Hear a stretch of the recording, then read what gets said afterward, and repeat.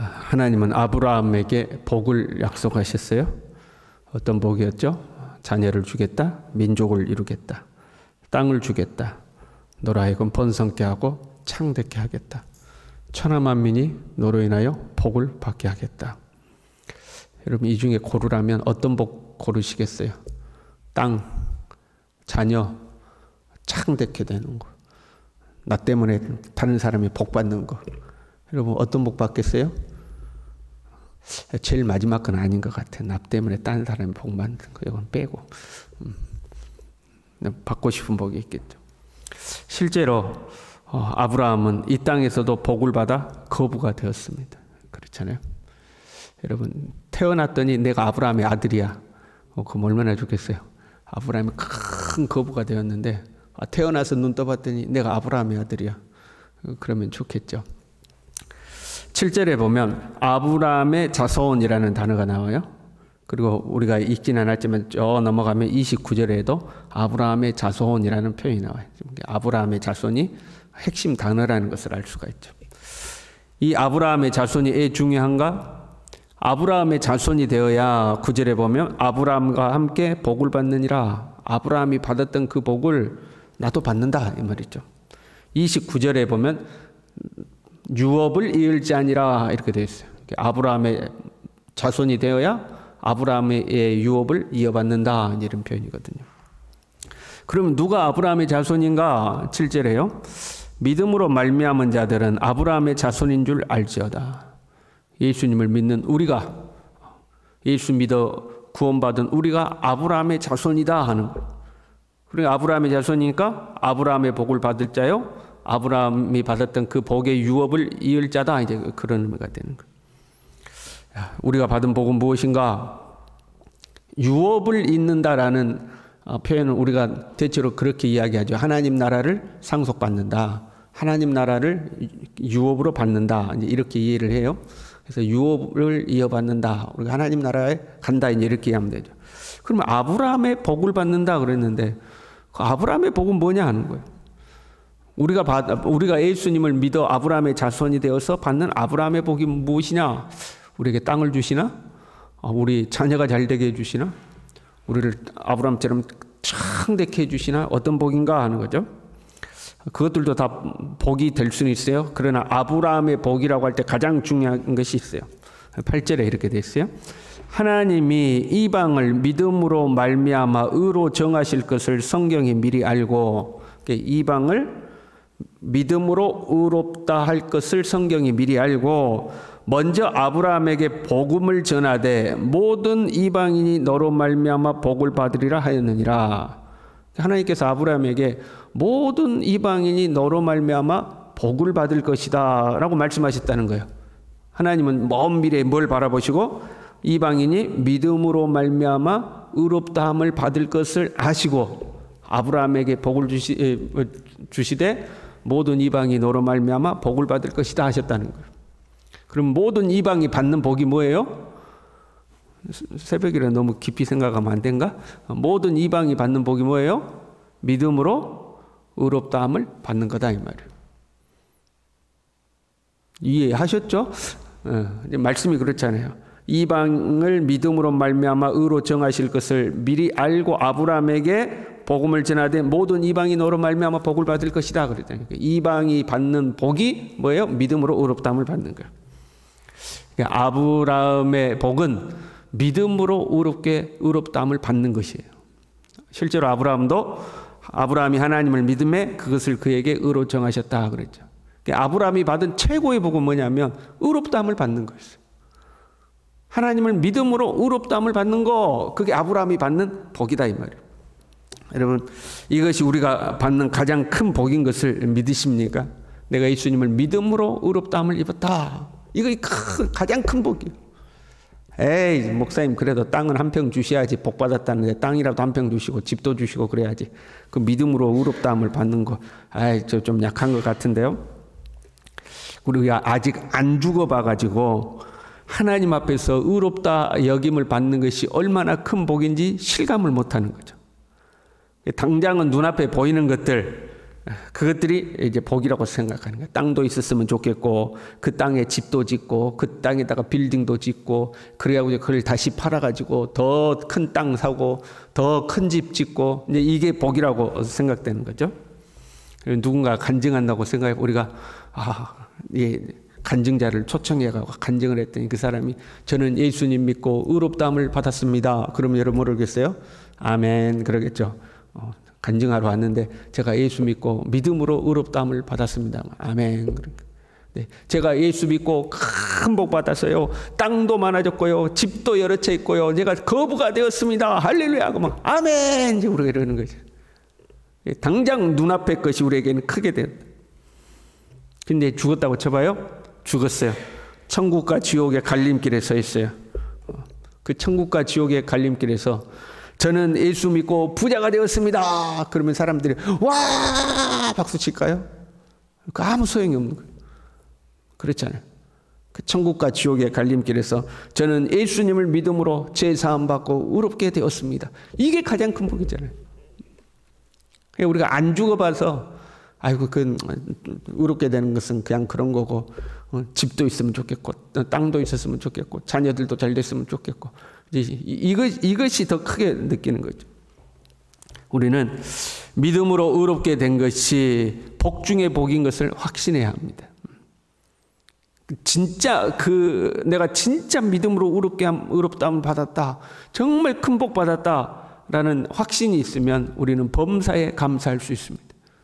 내 삶이 좀 힘들어도 때로는 내 삶에 곤핍함이 있어도 야 그래도 나는 하나님 앞에 믿음으로 의롭다함을 받았다. 그것에 감사할 수가 있는 거죠. 10절에 보면요. 무릇 율법 행위에 속한 자들은 저주 아래 있나니 저주 아래 있다 이렇게 돼 있어요. 영적으로 보면 중간지대라는 없는 거예요. 천국이든지 지옥이든지 의롭다함을 받든지 아니면 정죄를 받든지 의인이든지 죄인이든지 나는 아직 중간입니다. 천국도 아니고 지옥도 아닙니다. 그런 건 없는 거예요. 그러니까 믿음으로 의롭다함을 받지 못하면 모두 다 율법의 행위에 속한 자들이에요. 율법의 행위에 속한 자들은 다 저주 아래 있는 자들이에요. 아니 저주는 무슨 저주? 내가 이렇게 잘만 사는데 나 집도 있고 차도 있고 통장에 돈도 많이 있고 잘만 사는데 저주는 무슨 저주? 그것이 저주예요. 자기가 어디로 가는지도 모른 채 잘 산다고 생각하는 것. 여러분 우리가 지금 기차를 탔는데 이 기차가 낭떠러지를 향해서 막 달려가고 있어요. 조금 있으면 낭떠러지 떨어져. 근데 그것도 모르고 기차에서 계란 까먹고 계란에다가 사이다 먹고 하하호호 하고 있어요. 그것이 여러분 저주인 거죠. 제가 그 유튜브에서 잠깐 봤는데요. 비행기를 8시간인가 타고 가는데 와, 나 그런 게 있는지 몰랐어요. 그걸 무슨 석이라고 하는지 모르겠어요. 아무튼 제일 좋은 석인데 그냥 호텔이야, 호텔 비행기가. 침대가 따로 있고 거실 같은 공간이 따로 있고 샤워실이 따로 있어요. 비행기 안에. 그래서 상상이 안 되죠. 저도 처음 봤어요. 유튜브에서 처음 봤어요. 근데 가는데 편도로만 1,000만 원이라나 2,000만 원이라 그래요. 비행기 좌석값만. 근데 거기 가면 하나도 안 피곤하대요. 그거 타고 가면 8시간을 가도 누워가지고 가고 샤워도 하고 거실 같은 공간에서 음식도 먹고 그 뭐지 호텔이나 다름없대. 여러분 평생에 한번 그 타시길 바랍니다. 거기에 왕복 2,000만 원인지 얼마인지는 모르겠지만 다 가서 뭐 음식도 그 기내식이 막 스테이크에다가 그 최고급 레스토랑에서 나오는 음식들이 나오더라고요. 비행기에서 다 그 먹고 우아하게 비행기를 타고 싹 가. 좋아 보이죠. 근데 그 비행기가 어디로 가는지도 모르고 그 가는 거예요. 그냥 특등실에서 좋은 음식에 좋은 분위기 속에 마음 뺏기고 그냥 모르고 어디로 가는지도 모르고 가요. 그게 여러분 저주다 하는 거예요. 그게 저주라는 거예요. 그 비행기가 지옥으로 가는지 천국으로 가는지도 모르고 좋다, 야 좋다, 복 받았다 그렇게 사는 게 저주인 거죠. 당장 눈앞에 좋은 집, 좋은 차, 자녀들의 성공, 사회적 지위와 명예, 명성 이런 것들이 아브라함의 복인 줄 알고 쫓아가면 안 된다 이 말이에요. 참 복은 예수님을 믿음으로 의롭게 되는 거, 이것이 복 중에 복이에요. 13절에요. 그리스도께서 우리를 위하여 저주를 받은 바 되사 율법의 저주에서 우리를 속량하셨으니, 지금 어디를 향하여 가는지도 모르는 비행기에서 또 낭떠러리를 향해 달려가는 그 기차에서 구원받을 수 있는 길이 있다. 그게 뭐냐? 예수님을 믿음으로 네가 의롭게 되어 구원받는다는 거예요. 그 복을 최고의 복으로 여길 수 있어야 되는 거죠. 아브라함의 복은 믿음으로 의롭게 되는 거예요. 근데 14절에 이렇게 돼 있어요. 그리스도 예수 안에서 아브라함의 복이 이방인에게 미치게 하고 또 우리로 하여금 믿음으로 말미암아 성령의 약속을 받게 하려 함이라, 이렇게 돼 있어요. 예, 우리로 하여금 믿음으로 말미암아 아브라함의 복을 받게 하려 함이라. 이래야 자연스럽지 않아요? 믿음으로 의롭게 함을 받는 것이 아브라함의 복이니까 우리로 하여금 믿음으로 아브라함의 복을 받게 함이라 해야 되는데, 믿음으로 말미암아 성령의 약속을 받게 하려 함이라 이렇게 하고 있죠. 믿음으로 의롭게 되는 것은 약속하신 성령을 받는 것이다, 동등으로 놓고 있어요. 믿음으로 의롭다함을 받는 것과 성령을 받는 것은 분리되어 있는 거지만 사실 연속된 사건이죠. 예수님을 믿음으로 의롭다함을 받으면 동시에 성령이 우리에게 오는 거죠. 이걸 연결해 보면 참 복이라는 것은, 아브라함의 복이라는 것은 예수님을 믿음으로 제사함 받아 의롭게 되는 것이고 동시에 성령이 우리에게 오시는 것이다 하는 거예요. 이게 진짜 복이에요. 예수님 믿고 제사함 받아 구원받고 그 다음에 성령이 우리 속에 오셔서 성령의 인도 속에 사는 것, 성령과 더불어 사는 것, 더 이상 율법의 종살이 하지 않고 성령의 인도 속에 자유인으로 살아가는 것, 이게 복 중에 복이다 하는 거죠. 지금 본문의 말씀은요, 율법주의 이단이 들어온 갈라디아 교회에게 하신 말씀이죠. 그래서 믿음으로 의롭게 되는 것은 아브라함 때부터 주신 하나님의 약속이다, 지금 그걸 강조하고 있는 거예요. 아브라함도 믿음으로 의롭게 되지 않았느냐. 아브라함 때부터, 율법이 들어오기 전부터 의롭다함을 받는 것은 믿음으로 되는 것이다. 이 아브라함에게 주신 이 약속이 오늘 우리에게도 왔다. 뭘로요? 성령으로 임했다 하고 지금 이야기하고 있는 거죠. 여러분, 살면서요, 땅도 필요해요, 자녀의 복도 필요하고요, 번성하고 창대하는 것도 필요해요. 그러나 무엇보다도 큰 복은 예수 믿어 제사함 받고 의롭다함을 입고 성령이 우리 가운데 계셔서 그 하나님의 영과 더불어 살아가는 거예요. 이것이 우리에게 가장 큰 복이어야 돼요. 나 몰라. 그거 모르겠고 하나님 당장 돈이나 좀 있었으면 좋겠어요. 그건 우리가 변질된 거예요. 변질된 거예요. 먹을 것과 입을 것이 있은즉 족한 줄로 알라 하셨잖아요. 우리가 부지런함과 성실함으로 살고, 또한 하나님께서 우리의 삶의 지경을 넓히셔서 우리에게 물질의 복, 이 땅에서의 복도 주기를 소망해야 돼요. 그러나 그것이 우리에게는 첫 번째가 돼서는 안 돼요.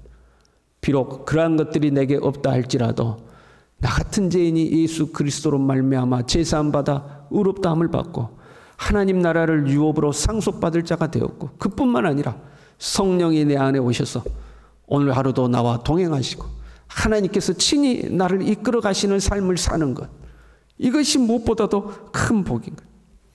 저와 여러분이 이 복에 감사하고 이 복을 누리고 살아갈 수 있기를 바랍니다. 기도하겠습니다.